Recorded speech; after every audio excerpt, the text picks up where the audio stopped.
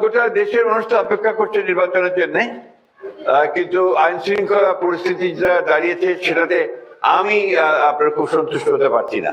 কারণ যে হারে রাজনৈতিক নেতৃবৃন্দকে খুন করা হচ্ছে, বিশেষ করে আমাদের দলের অনেক কয়েকজন নেতাকে হত্যা করা হয়েছে, খুন করা হয়েছে, আমরা এটা তীব্র নিন্দা জানিয়েছি, ক্ষোভ জানিয়েছি, কিন্তু সরকারের তরফ থেকে সেই ধরনের যে একটা ইফেক্টিভ ব্যবস্থা সেটা কিন্তু গ্রহণ করা হয় না। আমরা আশা করব যে সরকার এ ব্যাপারে আরো দায়িত্বশীল ভূমিকা পালন করবেন এবং এটা আপনার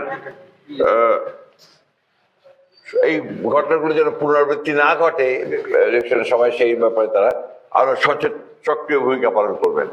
যে এই সফরটা করছেন কিছুটা বলা যেতে পারে তার এটা একটা ব্যক্তিগত সফরই বলা যাবে, কারণ উনি আসছেন নিজের দেশে বগুড়াতে, তার গ্রামে, সেখান থেকে তিনি যাবেন। আপনারা জানেন যে রংপুরে তিনি জুলাই যে শহীদ আবু সাইদের আপনার কবর জিয়ারত করবেন, সেখান থেকে তিনি দিনাজপুরে যাবেন তার নানির কবর জিয়ারত করতে, সেখান থেকে তিনি আসবেন। আপনারা জানেন যে ঠাকুরগাঁতে আমাদের এখানে কয়েকজন শহীদ আছেন, তার মধ্যে একজন শহীদের কবর তিনি জিয়ারত করবেন এবং পরে দেশনেত্রী বেগম খালেদা জিয়ার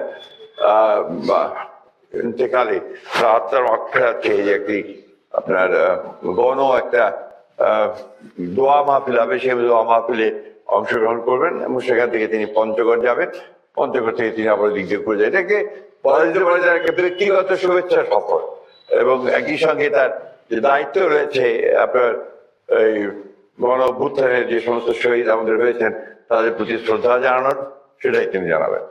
নিঃসন্দেহে আপনারা দেখেছেন যে উনি যখন আসেন সেই সময় আপনার ঢাকাতে নেতা কর্মীরা, সাধারণ মানুষেরা, তারা আপনার লক্ষ লক্ষ মানুষ জমায়েত হয়েছিল তাকে সম্বর্ধনা জানাতে।